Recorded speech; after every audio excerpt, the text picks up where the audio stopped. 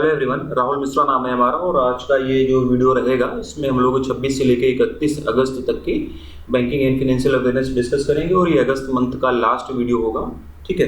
और आप लोगों का जो एग्ज़ाम लगा हुआ है 10 सितंबर को, उसके लिए इम्पोर्टेंट ही रहने वाला है। ठीक है। 25 अगस्त तक की पीडीएफ आप लोगों को अवेलेबल करा दी गई है, वो आप लोग अब तक आप लोगों ने उसको पढ़ लिया होगा। और इस वीडियो के बाद में मैं जो 2-4 दिन का कंटेंट रह रहा है उसका भी मतलब सारी चीज़ें करके पीडीएफ आपको कल संडे टॉक के बाद में आपको अवेलेबल में करा दूंगा। ठीक है ना, या रात में अगर हो पाता है तो रात में करा दूंगा। 25 अगस्त तक का चीज़ें मैंने करा दी है, वो चीज़ें तब तक आप लोग पढ़ो और उसके बाद में मैं मतलब वो चीज़ें आपको अवेलेबल करा दूंगा जो भी पेंडिंग रह रहा है। फिर ठीक। और उसके बाद में फिर सितंबर स्टार्ट हो जाएगा, तो 10 तारीख को अपना एग्ज़ाम है। तो मैं ये सोच रहा हूँ कि 5 या 6 सितंबर तक का एक वीडियो जो है आपको अवेलेबल करा देता हूँ, क्योंकि लास्ट टाइम हुआ क्या था कि 24 तारीख को एग्ज़ाम था, 24 सितंबर को लास्ट ईयर, और उन्होंने लगभग 18 तारीख तक के क्वेश्चंस पूछे हुए थे। तो 10 तारीख का एग्ज़ाम है अभी, तो मैं 5 या 6 तक का आपको कंटेंट अवेलेबल कराऊंगा और वो कंटेंट जो रहेगा वो फ्री रहेगा। मतलब यूट्यूब पे सबके लिए कर दूंगा, क्योंकि कुछ हमारे पेड यूजर्स हैं जो पीडीएफ कोर्स वाले हैं, तो उनको 5 या 6 दिन की पीडीएफ हो सकता है कि मैं ना अवेलेबल करा पाऊँ। तो जो वीडियो रहेगा वो फ्री में कर दूंगा। तो जो भी इस वीडियो को भी देख रहे हैं, चाहे फिर वो पेड यूजर्स पीडीएफ वाले हों या फिर वीडियो कोर्स वाले हों, आप लोग YouTube पे मतलब थोड़ा सा एक्टिव रहिएगा। तो जो ये फर्स्ट वीक वाला अगस्त का सितंबर का वीडियो होगा वो आपको YouTube पर मिल जाएगा। ठीक है, चलो स्टार्ट करेंगे चीज़ों को। और पहला क्वेश्चन हमारी स्क्रीन पे दिया गया है, देखो इसमें क्या बोला गया है।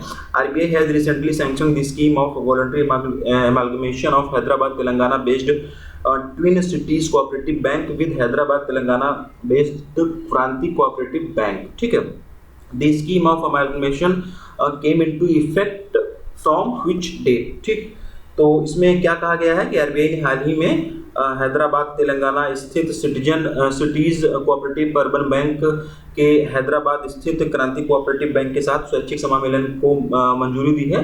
और ये जो समामेलन होगा, ये जो अमालगमेशन होगा, ये किस तारीख से प्रभावी होगा, ये इसमें पूछा गया। Question exam point of view से बढ़िया है।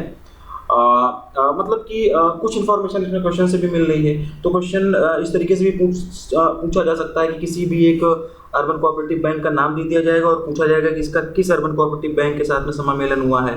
तो ये दोनों नाम आप लोग याद रख लेना, इस तरीके से भी इसकी फ्रेमिंग हो सकती है। डेट के भी क्वेश्चन आते हैं, और यहाँ पे तो डेट के क्वेश्चन कम आते हैं कि किस तारीख से इसका अमालगमेशन इफेक्टिव होगा, लेकिन जो आरबीआई का सर्कुलर होता है, जो आरबीआई की गाइडलाइंस होती हैं, उस पे संबंधित जो है डेट पूछी जाती है। और लास्ट वाला जो मॉक टेस्ट मैंने फ्री वाला बनाया हुआ था वीकली, इसमें मैंने कई सारे डेट्स पूछे थे, कुछ लोगों को याद था, कुछ लोगों को नहीं याद था। तो वो चीज़ें आप लोग ध्यान में रखना, डेट्स पे भी फोकस करना। ठीक है, इसके आंसर की तरफ बढ़ते हैं। तो इसका जो आंसर हो जाएगा ऑप्शन नंबर ए 23 अगस्त 2023, ऑप्शन नंबर ए जो है वो इसका आंसर हो जाएगा। ठीक है ना, ऑप्शन नंबर ए 23 अगस्त 2023। ठीक, तो कुछ इन्फॉर्मेशन मैंने बताया क्वेश्चन से मिली, जैसे कि किस किस बैंक का समामेलन हो रहा है। कुछ इन्फॉर्मेशन आपको आंसर से मिल रही है, तो ये चीज़ भी याद रखना। इन दोनों बैंकों का हेडक्वार्टर कहाँ पर है, कहाँ से बेस्ड है ये बैंक, ये भी याद रखना। ये भी पूछा जा सकता है कि बैंकें कहाँ से बेस्ड हैं, कहाँ से आधारित हैं, ये चीज़ें भी पूछी जा सकती हैं, तो इसको भी आप लोग ध्यान रखना। ठीक है ना। और BR एक्ट 1949 के सेक्शन 56 और सेक्शन 44A के सब सेक्शन 4 के तहत में ये समामेलन यानी कि ये अमालगमेशन हो रहा है। और इस समामेलन के बाद में जो twin cities cooperative urban banks की जो भी ब्रांचेज हैं, वो एज ए ब्रांच ऑफ क्रांति कोऑपरेटिव अर्बन बैंक के रूप में काम करेंगी। मतलब इसकी ब्रांचेज जो हैं वो क्रांति कोऑपरेटिव बैंक की ब्रांचेज के रूप में काम करेंगी। तो ये चीज़ भी आप लोग याद रखना। तो option number A is the right answer. By which name an innovative all-in-one digital financial platform has recently been launched by Thiruvananthapuram Kerala based NBFC Muthoot finance. ठीक है, यानी कि तिरुवनंतपुरम केरल स्थित मुथूट फिनकॉर्प हाल ही में किस नाम से एक मतलब कि ये सॉरी यार ये स्क्रीन क्या खुल गई, किस नाम से एक अभिनव ऑनलाइन वन डिजिटल वित्तीय प्लेटफॉर्म लॉन्च किया है, ये इसमें पूछा गया। ठीक है ना, ये इस क्वेश्चन का हिंदी में मतलब है। ऑप्शंस आप लोगों के सामने दिए गए हैं, और इसका जो आंसर हो जाएगा, इसका आंसर हो जाएगा Muthoot Fincorp 1। Option number B is the right answer. Option number B is the right answer. ठीक, ये चीज़ आप लोग याद रखना। तिरुवनंतपुरम केरल स्थित NBFC मुथूट फिनकॉर्प द्वारा हाल ही में किस नाम से एक मतलब यूनिक या फिर एक innovative all in one digital वित्तीय प्लेटफॉर्म लॉन्च किया गया। तो ये जो फिनेंशियल डिजिटल फाइनेंशियल प्लेटफॉर्म है, इसका नाम आप लोगों को याद रखना है। तो Muthoot Fincorp one, option number B is the right answer. ठीक है, आगे बढ़ते हैं। The National Payments Corporation of India has recently launch the UPI Chalega 3.0, the third edition of its UPI safety awareness campaign. The first edition of this UPI safety awareness campaign was launched in which year. Question exam point of view से बढ़िया है, detail में पढ़ेंगे, इससे संबंधित जो भी चीज़ें हैं उसको हम लोग अच्छे से मतलब पढ़ेंगे, एग्जाम पॉइंट ऑफ व्यू से बढ़िया है। हिंदी में अगर इसके मतलब की बात करें हम लोग, तो national Payments Corporation of India ने हाल ही में अपने यूपीआई यानी कि यूनिफाइड पेमेंट इंटरफेस सुरक्षा जागरूकता अभियान का तीसरा संस्करण यूपीआई चलेगा 3.0 अभी हाल ही में लॉन्च किया हुआ है। और इस यूपीआई सुरक्षा जागरूकता अभियान का पहला संस्करण किस वर्ष शुरू किया गया था, ये इसमें पूछा गया था। ये जो अभी यूपीआई चलेगा इसका थर्ड एडिशन लॉन्च किया गया। पूछा गया है कि फर्स्ट एडिशन जो था वो कौन से ईयर में लॉन्च किया गया था, ये इसमें पूछा गया है। ऑप्शन आप लोगों के सामने दिए गए हैं और इसका जो आंसर हो जाएगा option number D 2020। Option number B 2020 जो है वो इसका सही उत्तर हो जाएगा। ये चीज़ आप लोग ध्यान रखना। कुछ इन्फॉर्मेशन क्वेश्चन से मिल रही है तो उसे भी याद रखना। जैसे कि यूपीआई चलेगा जो है वो एनपीसीआई का एक मतलब यूपीआई सेफ्टी अवेयरनेस कैंपेन है, तो ये चीज़ आप लोग याद रखना। कब पहला एडिशन इसका इस बार जो लॉन्च किया गया वो थर्ड एडिशन लॉन्च किया गया। तो क्वेश्चन इस तरीके से भी फ्रेम कर सकते हैं कि इस बार कौन सा एडिशन लॉन्च किया गया, तो इस बार थर्ड एडिशन लॉन्च किया गया। इसमें जो पूछा गया वो पूछा गया है कि थर्ड एडिशन कब लॉन्च किया गया, फर्स्ट एडिशन कब लॉन्च किया गया था। तो उसका जो आंसर हो जाएगा option number D 2020। Option number B D 2020 में इसका फर्स्ट एडिशन लॉन्च किया गया था। UPI safety awareness campaign UPI Chalega का थर्ड एडिशन है ये। 2020 में फर्स्ट एडिशन इसका लॉन्च किया गया था और इस कैंपेन का मुख्य उद्देश्य जो है वो यूपीआई को इजी, सेफ और इंस्टेंट मोड ऑफ पेमेंट के रूप में प्रमोट करना है।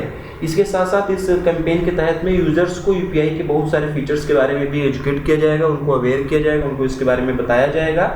जैसे कि यूपीआई लाइट अभी लॉन्च किया गया है, ठीक है ना। यूपीआई लाइट की लिमिट वगैरह क्या कर दी गई, इस समय आपके दिमाग में आना चाहिए कि कैसे कितना क्या किया गया है। यूपीआई लाइट के लिए नेट की आवश्यकता होती है कि नहीं, पिन की आवश्यकता होती है कि नहीं, जो चीज़ें आपको पढ़ाई गई हैं पिछले वीडियोज़ में वो इस टाइम पे रिकॉल कर लेना, ठीक है ना।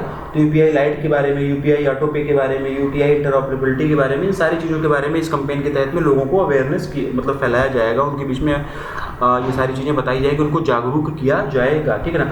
यूपीआई वाली शादी करके एक टीवी एड्स बनाया गया था, इसके पहले आपको याद होगा जब इससे पहले कैंपेन जो हुआ था, तो थर्ड एडिशन है। इससे पहले वाला जो एडिशन था उस टाइम पे अगर आप लोग थोड़ा सा एक्टिव रहे हो सोशल मीडिया वगैरह पे या टीवी वगैरह न्यूज़ वगैरह देखते हो तो उस टाइम पे एक ऐड आता था यूपीआई वाली शादी, ठीक है ना। तो उस मतलब वो एक ऐड बनाया गया था टीवी पे, वो ऐड आता था। तो इसके लिए उस ऐड को भी मतलब इस समय इसको प्रमोट करने में उस ऐड का फिर से मतलब सहयोग लिया जाएगा, उस ऐड के माध्यम से इसको फिर से प्रमोट किया जाएगा। और www.upichallega.com करके एक डेडिकेटेड वेबसाइट भी बना दी गई है इसके लिए, ठीक। तो option number D is the right answer. 2020 में फर्स्ट एडिशन आया था। आगे बढ़ते हैं। RBI has recently increased the upper limit for offline transactions to ₹500 from ₹200. This is effective from which date? RBI ने हाल ही में ऑफलाइन लेन देन की ऊपरी सीमा को 200 रुपये से बढ़ाकर 500 रुपये कर दी है। यह किस तारीख से प्रभावी है, इसमें ये पूछा गया है, ठीक ना। ये क्वेश्चन पहले भी आप लोगों को पढ़ाया गया था, ठीक है। अगस्त में जो MPC वाली मीटिंग हुई थी अगस्त में, वो आप लोग जब पढ़े होंगे तो उसमें आपको बताया गया था, ये चीज़ें उस समय पढ़ाई गई थी, ठीक है। उस समय RBI ने मतलब इसको अनाउंस किया था और अब इसकी डेट भी कंफर्म कर दी गई है, ठीक है ना। RBI के द्वारा पहले जब MPC वाली मीटिंग अभी अगस्त में हुई थी तो उस समय डेट अनाउंस नहीं किया गया था, लेकिन अब इसकी डेट भी कंफर्म कर दी गई है, ऑफिशियली अनाउंस कर दी गई है। तो ये डेट क्या है ये इसमें पूछा गया है। तो 24 अगस्त 2023 option number 20 the right answer. Option number 20 the right answer. 24 अगस्त 2023, ठीक है ना। ये चीज़ आप लोग याद रखना। ओवरऑल लिमिट की अगर हम लोग बात करेंगे तो 2000 रुपये ही रहेगा। ओवरऑल लिमिट की अगर हम लोग बात करेंगे तो 2000 रुपये ही रहेगा। यहाँ पे एक क्वेश्चन फ्रेमिंग मैंने थोड़ा सा गलती की है, ठीक है ना। वो चीज़ मैं आपको बता दे रहा हूँ, PDF में मैं सही कर दूंगा। Increase the upper limit for offline transactions, UPI light की बात हो रही है, तो ये चीज़ आप लोग थोड़ा सा ध्यान रखना। किसके अपर ट्रांजेक्शन लिमिट की बात हो रही है ना, तो यूपीआई लाइट की हो रही है। ये चीज़ हालांकि पता होगा, आप लोग इतना अवेयर हो, अगर इसमें पढ़ाया था मैंने तो ये चीज़ें पता होंगी। लेकिन कुछ नए यूजर्स भी जुड़ते रहते हैं, कुछ लोग अभी आजकल में कल ही PDF खरीद रहे हैं ना। कुछ लोग ऐसे बोल रहे हैं कि सर कुछ भी बता दो कि मतलब क्या क्या पढ़ लें कि 20 नंबर आ जाए, 25 नंबर आ जाए। पूरे साल मौज किए हैं और अभी क्वेश्चंस अभी PDF परचेज कर रहे हैं, तो हो सकता है कि वो इतनी जल्दी जल्दी ना देख पाए, तो उनके लिए चीज़ों को थोड़ा सा क्लेरिफाई मैं कर रहा हूँ। यूपीआई लाइट जो है सितंबर 2022 में ये लॉन्च किया गया था और बिना यूपीआई पिन के इसे मतलब इससे पेमेंट वगैरह किया जा सकता है, तो उस टाइम पे ये पढ़ाया गया था, वो चीज़ें यहाँ पे नहीं आएंगी, लेकिन जो ये लिमिट है ये जरूर पूछी जाएगी। 200 से बढ़ा के कितना कर दिया गया, मैक्सिमम लिमिट कितनी है अभी ये भी पूछा जा सकता है, तो 2000 रुपये ही है। ये चीज़ आप लोग याद रखना, 24 अगस्त 2023 भी आप लोग इसे याद रखना, ठीक है। आगे बढ़ते हैं। In order to pursue technological advancement towards making green hydrogen production more efficient, cost effective and scalable, IIT Bombay has recently partnered with which organization? हरित हाइड्रोजन उत्पादन को अधिक कुशल, लागत प्रभावी और स्केलेबल बनाने की दिशा में तकनीकी प्रगति को आगे बढ़ाने के लिए IIT बॉम्बे ने हाल ही में किस संगठन के साथ में साझेदारी की है, ये इसमें पूछा है। HSBC option number is the right answer. सिर्फ और सिर्फ वन लाइनर रहेगा, बहुत ज़्यादा डीप में इसके नहीं जाएंगे।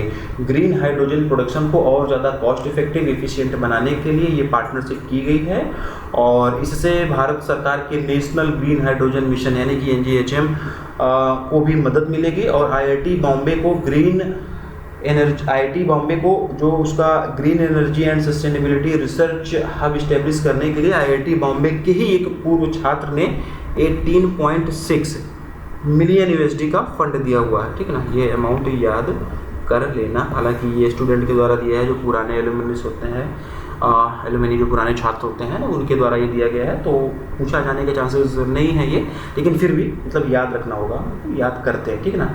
तो जो भारत सरकार का नेशनल ग्रीन हाइड्रोजन मिशन है उसको भी इससे बढ़ावा मिलेगा, और जो IIT बॉम्बे का green energy and sustainability research hub है उसको इस्टेब्लिश करने के लिए IIT बॉम्बे के एक पूर्व छात्र ने 18.6 मिलियन USD का दान दिया है, चैरिटी किया हुआ है। मतलब होता है ना कि आप लोग जब काबिल बन जाते हैं तो अपने कॉलेज और जो भी टीचर्स वगैरह होते हैं उनके लिए कुछ ना कुछ करते हैं, ऐसी भावना, ऐसी फीलिंग्स रहती है, तो उसी के तहत में ये 18.6 मिलियन USD दिया गया है। आगे बढ़ते हैं। RBI has recently sanctioned the scheme of voluntary amalgamation of Akola Maharashtra based Akola merchant cooperative bank with Jalgaon based the Jalgaon People's Cooperative Bank. The scheme of amalgamation came into effect from which date? ये भी वही समामेलन से संबंधित है, दो बैंकों को, ठीक है। तो किस डेट से ये प्रभावी होगा, ये चीज़ आप लोग याद रखना। बहुत सारी बैंकों का समामेलन इस समय हुआ है, तो ये चीज़ें आप लोग याद रखना।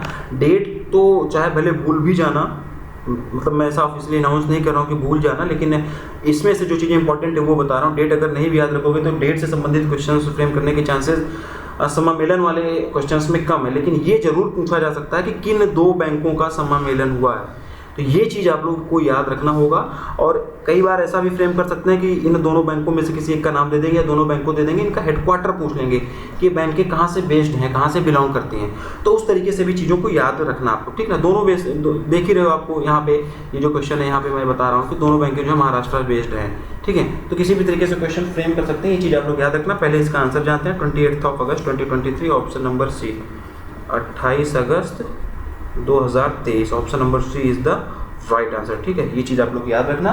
कुछ इन्फॉर्मेशन क्वेश्चन से मिल रही है, उसको आप लोग याद रखना, जैसे कि किन दोनों बैंकों का समामेलन हो रहा है, अमाल्गमेशन हो रहा है, दोनों बैंकें कहाँ से बेस्ड हैं, Maharashtra based urban cooperative bank हैं ये दोनों, ठीक। तो ये चीज़ आपको क्वेश्चन से पता चल रही है, इन्फॉर्मेशन से डेट पता चल रही है। BR एक्ट 1949 की भी थोड़ी बहुत बात करेंगे, सेक्शन वही पुराना वाला ही है। सेक्शन 56 और सेक्शन 44A के सब सेक्शन 4 के तहत में ये समामेलन किया जा रहा है, और इस समामेलन के हो जाने के बाद में ये जो अकोला मर्चेंट कोऑपरेटिव बैंक है, इस समामेलन के हो जाने के बाद में अकोला मर्चेंट कोऑपरेटिव बैंक की जो भी ब्रांचेज हैं जलगांव पीपल्स कोऑपरेटिव बैंक के ब्रांच के रूप में काम करेंगी। मतलब इसकी ब्रांचेज जो है अकोला की जलगांव के रूप में काम करेंगी। ये भी पूछा जा सकता है कि किसकी ब्रांचेज किसके रूप में काम करेंगे, तो इसको भी बारीकी से सुनते समझते आप लोग रहना। क्वेश्चन कुछ भी फ्रेम कर सकते हैं, हर वो पॉसिबल चीज़ें जो मुझे लगता है कि आपको बताना चाहिए वहाँ पे आपको थोड़ा सा सचेत कर देना चाहिए, थोड़ा सा एक्टिव कर देना चाहिए, जहाँ से क्वेश्चन फ्रेम हो सकते हैं वो मैं आपको बताते हुए चलता हूँ, ठीक है ना। और ये अभी हाल फिलहाल में जो भी समामेलन, जो भी अमाल्गमेशन हो रहा है, ये RBI के master direction amalgamation of urban cooperative banks direction 2020 के तहत में हो रहा है, ठीक है ना।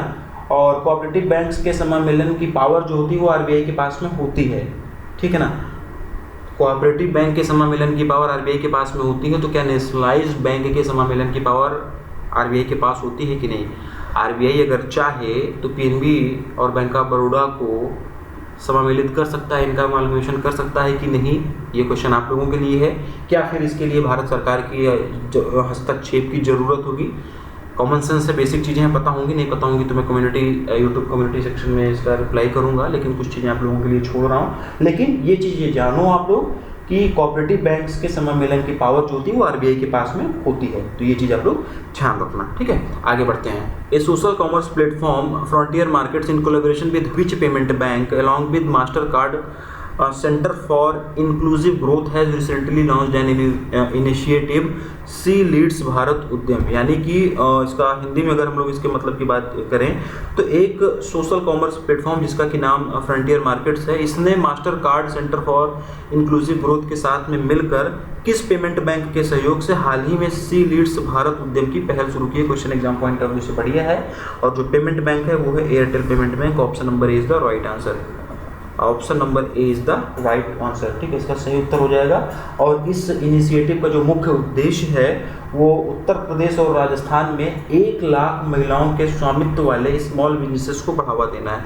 कितनी महिलाओं के स्वामित्व वाले, मतलब कि 1 लाख, वो मतलब 1 लाख स्मॉल बिजनेसेस को बढ़ावा दिया जाएगा और 1 लाख उन स्मॉल बिजनेसेस को बढ़ावा दिया जाएगा जिसकी की ओनरशिप, जिसका की स्वामित्व महिलाओं के पास में है, ठीक है ना। ये इसका उद्देश्य में डिजिटल फर्स्ट अप्रोच के माध्यम से सभी महिलाओं को एम्पावर किया जाएगा, उनकी अर्निंग्स बढ़ाई जाएगी। फ्रंटियर मार्केट का उद्देश्य, जो ये फ्रंटियर मार्केट की बात हो रही है, इसका उद्देश्य जो है 2025 तक 1 मिलियन 2025 तक 1 मिलियन महिलाओं तक और 100 मिलियन रूरल हाउस होल्ड तक अपनी पहुंच को बढ़ाना है। ये चीज़ भी आप लोग याद रखना। फ्रंटियर मार्केट्स के पास में टोटल 32,000 फ्रंटियर मार्केट्स के पास में टोटल 32,000 से भी अधिक रूरल वुमन एंटरप्रेन्योरशिप का एक नेटवर्क है, जिसे ये लोग सरल जीवन सहेलीज का नाम दिया है इनके द्वारा। और इसके साथ साथ में आर्टिफिशियल इंटेलिजेंस बेस्ड एक टेक प्लेटफॉर्म भी है इनके पास में। किसके पास में? फ्रंटियर मार्केट के पास में, जिसको ये लोग जो है मेरी सहेली का नाम मतलब दिया है, ठीक है ना। तो इन सारी चीज़ों की मदद से ये बढ़ावा दिया जाएगा। तो ये चीज़ आप लोग याद रखना। एयरटेल पेमेंट बैंक याद रखना, master card centre for inclusive growth याद रखना, फ्रंटियर मार्केट याद रखना, ठीक, ये चीज़ें आप लोग याद रखना। और इस कैंपेन का, इस इनिशिएटिव का नाम याद रखना, सी लीड्स भारत उद्यम। ये चीज़ आप लोग याद रखना। यहाँ से ये चीज़ें याद करने वाली हैं। और एयरटेल पेमेंट्स की बात हो रही है तो नई दिल्ली में इसका हेडक्वार्टर हो जाएगा। अनुव्रता विश्वास ये इसके MD एंड CEO हो जाएंगे, ठीक है। और एयरटेल बैंक के बारे में मैंने बता दिया। फिनो पेमेंट बैंक, जियो पेमेंट बैंक और पेटीएम पेमेंट बैंक ऑप्शन में दिए गए हैं। इनके बारे में सारी चीज़ें आपको पता होंगी, नहीं पता होंगी तो आप लोग रिकॉल करोगे, ऐसी मैं उम्मीद कर रहा हूँ। आगे बढ़ता हूँ। How many new member countries has recently included in the BRICS countries during the 15th BRICS summit. हाल ही में 15वें ब्रिक्स सम्मेलन के दौरान कितने नए सदस्य देशों को ब्रिक्स देशों में शामिल किया गया है? एग्जाम पॉइंट ऑफ व्यू से बढ़िया क्वेश्चन है। इसका आंसर होगा 6 नए मेंबर्स कंट्रीज़ को ब्रिक्स देशों में शामिल किया गया है। Question exam point of view से बढ़िया है। एक्सटेंड करते हैं, थोड़ा सा इसको समझते हैं। अभी हाल ही में 22 से लेकर 24 अगस्त के दौरान साउथ अफ्रीका में 3 दिवसीय 15वीं ब्रिक्स समिट 2023 का आयोजन किया गया था। तो क्वेश्चन ये भी पूछा जा सकता है कि कौन सी ब्रिक्स समिट थी ये, तो 15वीं थी। ये भी आप लोग ध्यान में रखना, ये भी चीज़ पूछी जा सकती है, ठीक है ना। किस डेट से किस डेट के बीच में किया गया था? 22 से 24 अगस्त के बीच में, ठीक है ना। 22 से 24 अगस्त के बीच में ये किया गया था। और इस दौरान बहुत सारे डिसीजंस लिए गए, बहुत सारे इनिशिएटिव लिए गए, बहुत सारे डेवलपमेंट हुए, ठीक है। तो जो चीज़ें एग्जाम पॉइंट ऑफ व्यू से ज़रूरी हैं, जो चीज़ें इंडिया से रिलेट करती हैं, उन चीज़ों को टू दी पॉइंट हम लोग जानते हैं। बाकी चीज़ों पे हमको फोकस करने की ज़रूरत नहीं है। सबसे पहले तो यही जान लेते हैं कि जो इस क्वेश्चन में पूछा गया है, क्वेश्चन में पूछा गया कि कितने नए देश शामिल किए गए, तो 6, ये जान लो आप लोग, ठीक है ना। ब्रिक्स की अगर हम लोग बात करें तो Brazil, Russia, India, China, south Africa, total अभी 5 देश हैं। 6 देशों को और ऐड कर दिया गया तो टोटल 11 देश इसमें हो गए। क्वेश्चन ये भी पूछा जा सकता है, तो ये भी आप लोग याद रखना। अभी करंट में 5 कंट्रीज़ हैं, 6 और कंट्रीज़ को इंक्लूड कर दिया गया है। तो after the inclusion of 6 more countries, the number of countries in BRICS now 11, ठीक है। तो टोटल अब 11 देश ब्रिक्स में हो गए हैं। ये चीज़ भी आप लोग याद रखना, ठीक है ना। और ये जो है ये फुल टाइम मेंबर है। इसका अनाउंसमेंट जो है वो साउथ अफ्रीका के जो प्रेसिडेंट हैं सिरिल रामाफोसा के द्वारा किया गया, ठीक है। और इन देशों की सदस्यता 1 जनवरी 2024 से प्रभावी होगी, ये जान लेते हैं, ये जानना जरूरी है। ये क्वेश्चन में पूछा जा सकता है कि जो 6 नए देश ब्रिक्स देशों में शामिल किए गए, इनकी सदस्यता कब से प्रभावी होगी? तो 1 जनवरी 2024 से इनकी सदस्यता प्रभावी होगी। 1 जनवरी 2024, ये डेट याद रखना, ये भी पूछा जा सकता है। 1 जनवरी 2024 यानी कि अगले साल से ये इसके प्रभावी सदस्य हो जाएंगे, उससे पहले तक इनको नहीं मतलब शामिल माना जाएगा। 1 जनवरी से ऑफिशियली ये इसके मेंबर हो जाएंगे। और जो 6 देश शामिल किए गए हैं इनके नाम भी जानना जरूरी है। ब्रिक्स के तो नाम पता है, Brazil, Russia, India, China, south Africa, ठीक है ना, लेकिन जो 6 और कंट्रीज शामिल की गई हैं उनके नाम जानना जरूरी है। तो उनके क्या क्या नाम हैं PDF में मिलेगा, यहाँ पे सुन रहे हो आप लोग, याद करना।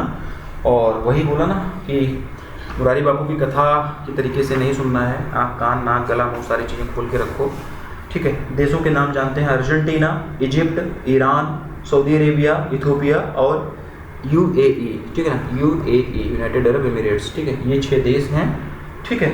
और ब्रिक्स की हिस्ट्री के बारे में थोड़ा सा जानते हैं। ब्रिक्स के इतिहास के बारे में अगर थोड़ा सा हम लोग जानें तो सितंबर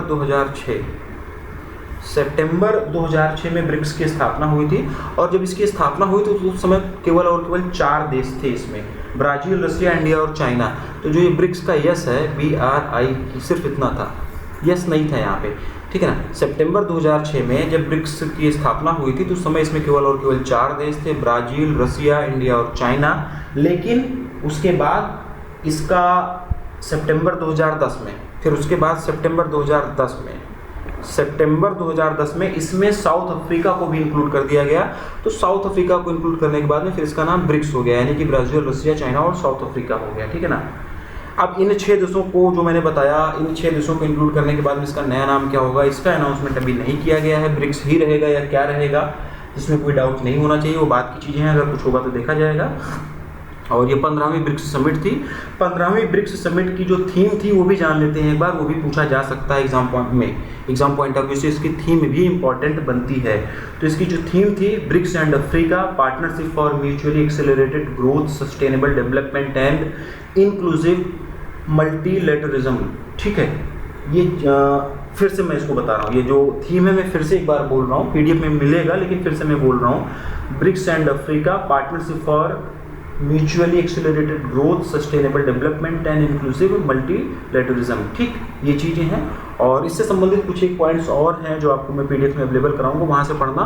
क्वेश्चन की अगर हम लोग बात करें तो एग्जाम पॉइंट ऑफ व्यू से इंपॉर्टेंट था, चीज़ें यहाँ से पूछी जा सकती हैं, तो इसको आप लोगों ने याद कर लेना है, PDF से भी इन सारी चीज़ों को पढ़ लेना है, ठीक है। हम लोग बढ़ते हैं अपने अगले क्वेश्चन की तरफ। Which bank has recently partnered with Zaggle, a spend management platform, to launch a co branded corporate credit card. Exam point of view से बिल्कुल इंपॉर्टेंट नहीं है, लेकिन चीज़ें पढ़ेंगे जिससे कि कहीं पे कोई चीज़ें छूट ना जाए।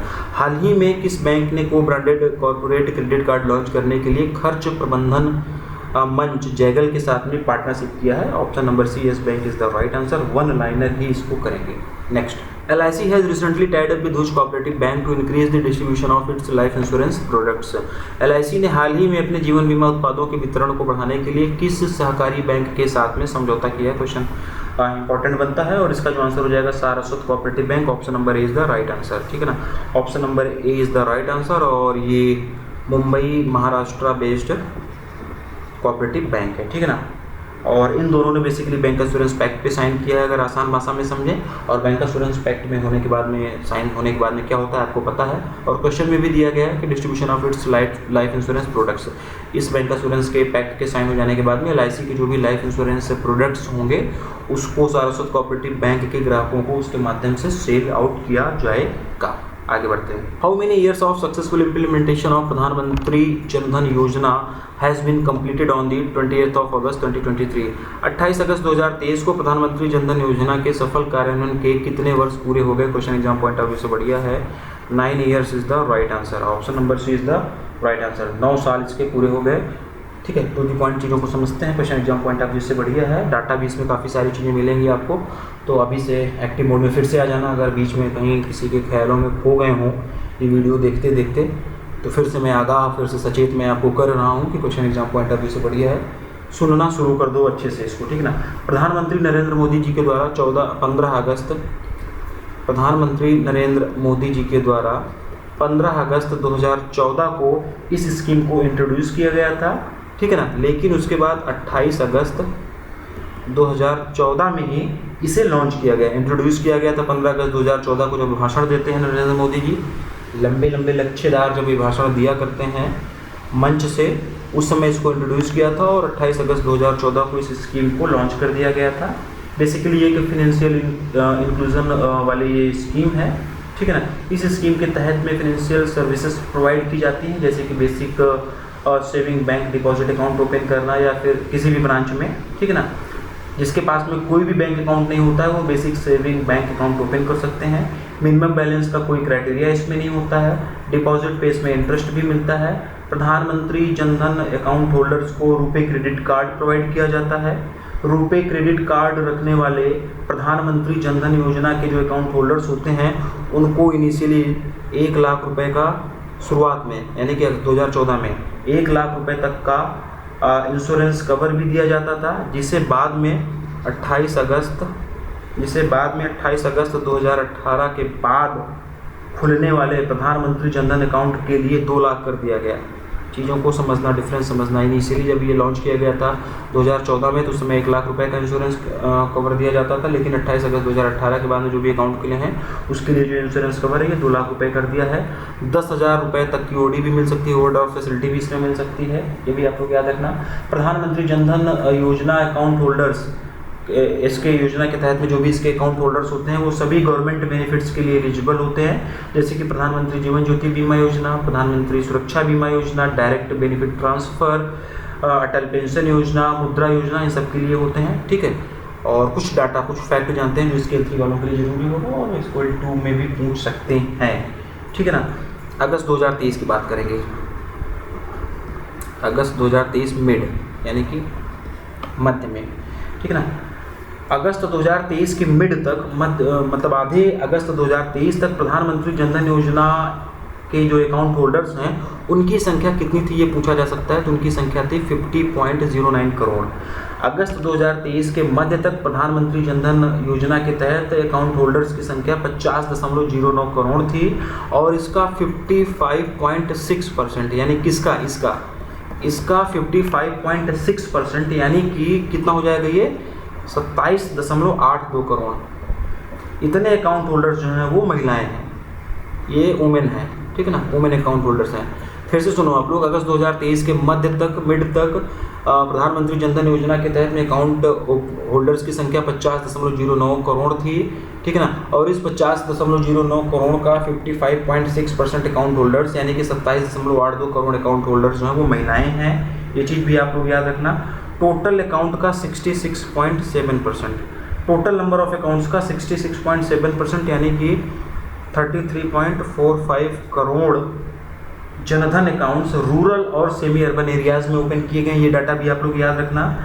जनधन दर्शक ऐप भी लॉन्च किया गया है, ठीक। और इससे संबंधित कुछ एक और पॉइंट्स भी हैं जो कि मैं PDF में आपको अवेलेबल कराऊंगा, वहाँ से आप लोग इसको पढ़ना, ठीक है। आगे बढ़ते हैं। दी B20 Summit India 2023 was recently held in which Indian city during the 25 to 27 August of 2023? B20 शिखर सम्मेलन भारत 2023 का हाल ही में 25 से 27 अगस्त 2023 के दौरान किस भारतीय शहर में आयोजन किया गया, ये इसमें पूछा गया है।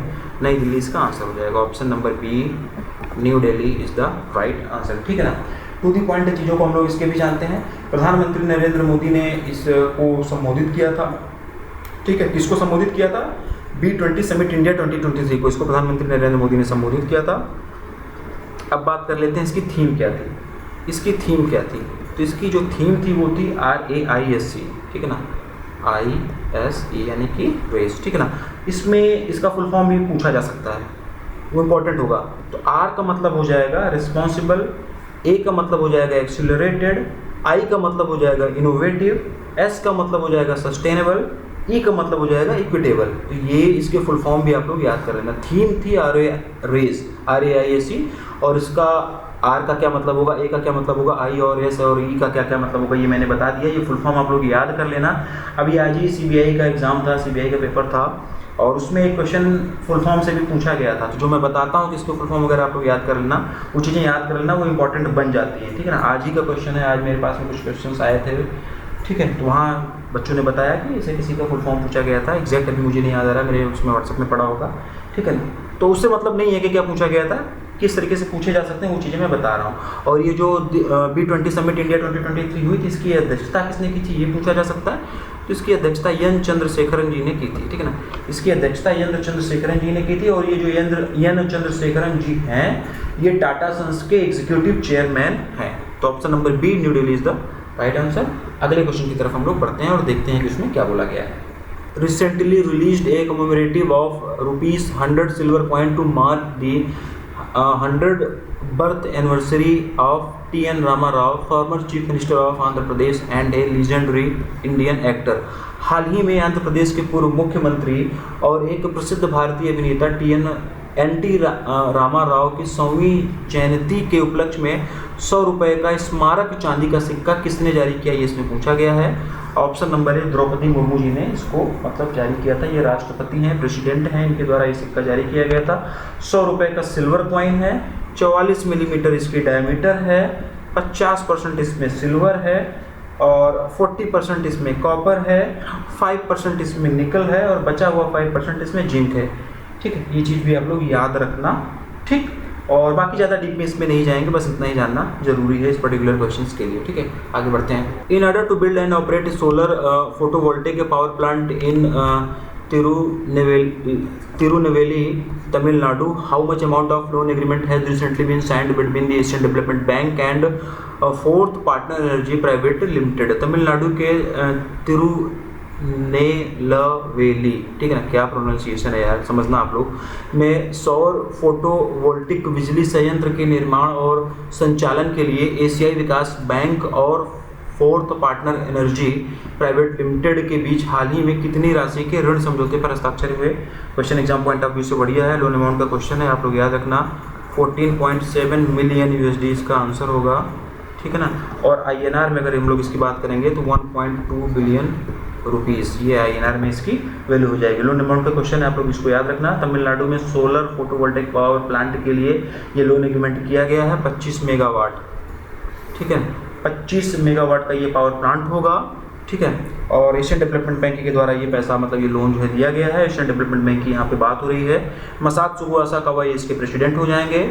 मनीला फिलीपींस में एशियन डेवलपमेंट बैंक का हेडक्वार्टर हो जाएगा। Which bank has recently launch Infinity savings account, a first of its kind fully digital fixed fee based saving account with no paper work और ब्रांच विजिट। यानी कि हाल ही में किस बैंक ने इन्फिनिटी सेविंग्स अकाउंट लॉन्च किया, और यह अपनी तरह का पहला पूर्ण डिजिटल निश्चित शुल्क आधारित बचत खाता है जिसमें कोई कागजी कार्रवाई या शाखा का दौरा नहीं करना होगा, ब्रांच जाए बिना हो जाएगा, ठीक है।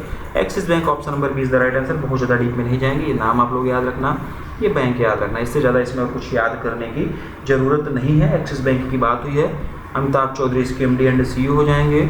मुंबई महाराष्ट्र में इसका हेडक्वार्टर हो जाएगा। बढ़ती का नाम जिंदगी, ये इसकी टैगलाइन हो जाएगी। एक्सिस बैंक के बारे में मैंने बताया, इंडसइंड बैंक, HDFC बैंक और ICICI बैंक, इनके बारे में ये सारी चीज़ें आप लोग इसी टाइम पर रिकॉल कर लोगे या कर लिए होगे, ऐसी मैं उम्मीद कर रहा हूँ। अगले क्वेश्चन की तरफ बढ़ते हैं। Ministry of heavy industries has recently extended the deadline of production linked incentive PLI scheme for automobile and auto component industries till which financial year. बहुत बढ़िया क्वेश्चन है एग्जाम पॉइंट ऑफ व्यू से। भारी उद्योग मंत्रालय ने हाल ही में ऑटोमोबाइल और ऑटो कंपोनेंट उद्योग के लिए प्रोडक्शन लिंक्ड इंसेंटिव योजना की समय सीमा किस वित्तीय वर्ष तक बढ़ा दी है। Option number is the right answer, financial year 2028। ये क्वेश्चन मैंने अपने व्हाट्सएप स्टेटस में भी पूछा था, यूट्यूब कम्युनिटी पोस्ट में भी पूछा था, बिना पढ़ाए मैंने ऐसे क्वेश्चन फ्रेम कर रहा था तो पूछ लिया था, ठीक है। मैं भी चेक करता रहता हूँ कि आप लोग कहीं और से भी तो नहीं पढ़ रहे हैं तो क्या पढ़ रहे हैं, सही चीज़ें पढ़ रहे हैं कि नहीं पढ़ रहे हैं। कई सारे लोगों ने सही आंसर दिया था, मतलब मैक्सिमम लोगों का गलत ही था, तो पढ़ाया नहीं था तो गलत था, तो कोई मतलब उसमें ऐसा इशू नहीं है। ऑप्शन नंबर ए, फाइनेंशियल ईयर 28 इसका सही उत्तर होगा। और इसके तहत में जो इंसेंटिव का डिस्ट्रीब्यूशन होगा वो एनुअली, सालाना ना होकर क्वार्टरली बेसिस पर होगा। ऑटोमोटिव PLI स्कीम के तहत 1 अप्रैल 2022 से भारत में निर्मित एडवांस्ड ऑटोमोटिव टेक्नोलॉजी प्रोडक्ट्स के स्पेसिफाइड सेल्स पर इंसेंटिव एप्लीकेबल होगा। और ये इंसेंटिव जो है लगातार 5 सालों तक दिया जाएगा, 5 ईयर्स तक मतलब दिया जाएगा। बस इतना ही जानेंगे, थोड़ी बहुत इन्फॉर्मेशन PDF में देंगे, वहाँ से आप लोग पढ़ना। अगले क्वेश्चन की तरफ हम लोग पढ़ेंगे।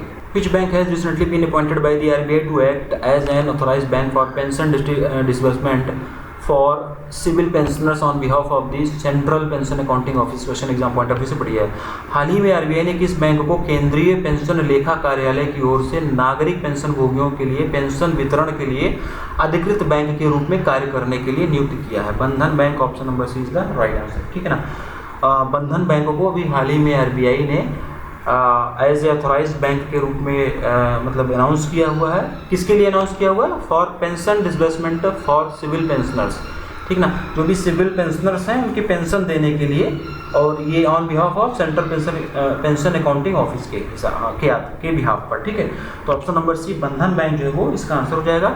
बंधन बैंक के हेडक्वार्टर की बात करेंगे तो कोलकाता वेस्ट बंगाल में इसका हेडक्वार्टर हो जाएगा, और चंद्रशेखर घोष ये इसके एमडी एंड सीईओ हो जाएंगे। आपका भला सबकी भलाई, ये इसकी टैगलाइन हो जाएगी। क्वेश्चन अच्छा एग्जाम पॉइंट ऑफ व्यू से एक दो बार वीडियो आगे पीछे करके समझ लेना।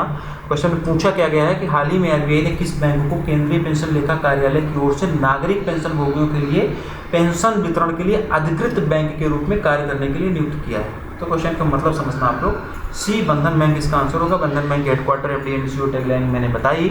इंडसइंड बैंक, एचडीएफसी और आईसीआईसीआई बैंक के बारे में आपको पता होगा, ऐसा मैं उम्मीद कर रहा हूँ, ऐसा मैं एज्यूम कर रहा हूँ। अगले क्वेश्चन की तरफ बढ़ते हैं हम लोग। ये क्वेश्चन भी इंपॉर्टेंट है एग्जाम पॉइंट ऑफ व्यू से।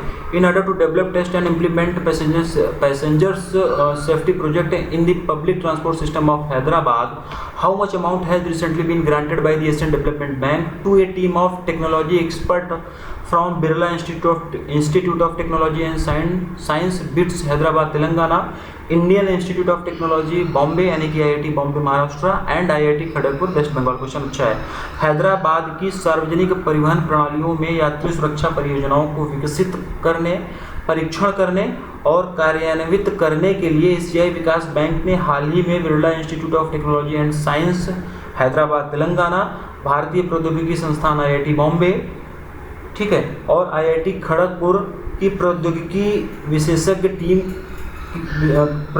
विशेषज्ञों की एक टीम को कितनी राशि प्रदान की है एशियन डेवलपमेंट बैंक ने, ये इसमें पूछा है। और ये राशि प्रदान क्यों की गई है क्वेश्चन में ही बता दिया गया है। In order to develop test and implement passenger safety project in public transport system of Hyderabad, ये चीज़ भी आप लोग याद रखना।